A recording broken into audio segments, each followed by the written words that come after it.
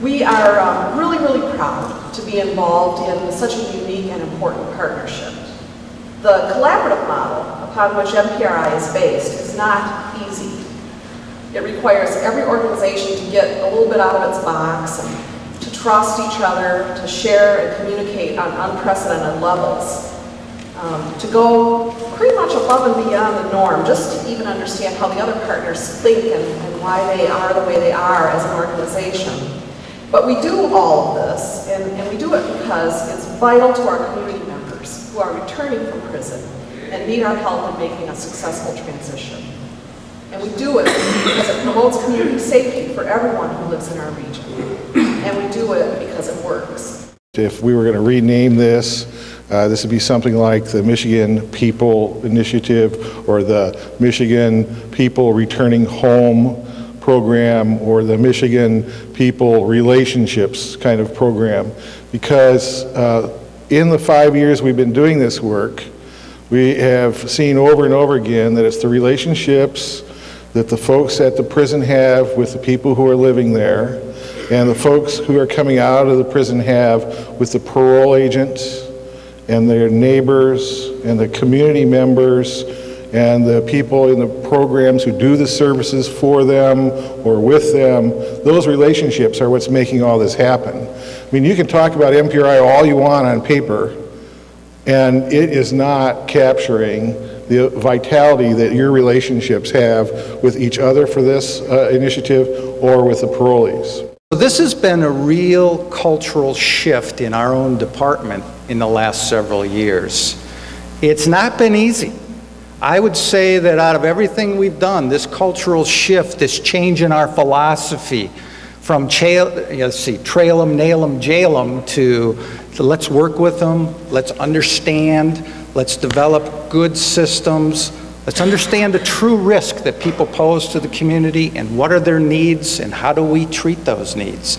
That's what we've gotten to, which is what makes the difference. The key is to help our people when they come out to see that they have to make a change in their life. They need a positive influence in their life.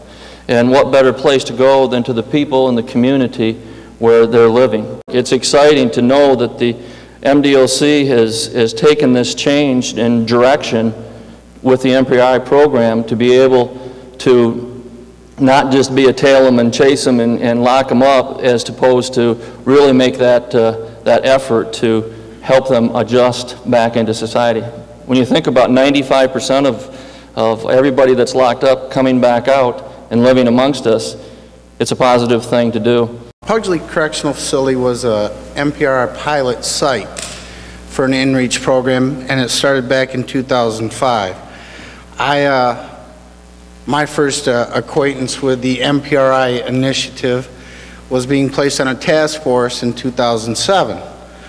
Up until then, had always been at a higher level facility. And what struck me as having a huge impact was that we were going to change how we did business in the Department of Corrections. We were going to go from keeping people safe in the community by locking doors to actually putting people back into the community that had resources and tools available to them to change their behavior and be accountable for their actions, and how they were going to address making a positive impact into the community. Our mission essential mission has been the same in all these 22 years I've worked in our department. Our mission is to protect the public. We protect the public by running safe and secure facilities, prisons, and by supervising felons in the community. That's still our mission.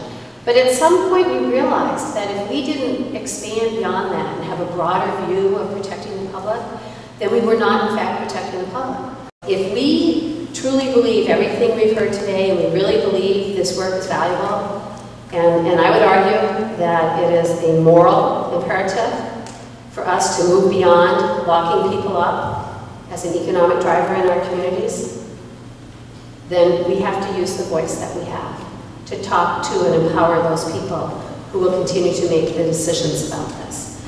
Because we can think it's the best thing, but we may not have a vote when it comes down to it. And we have to be sure that those who do feel empowered to vote.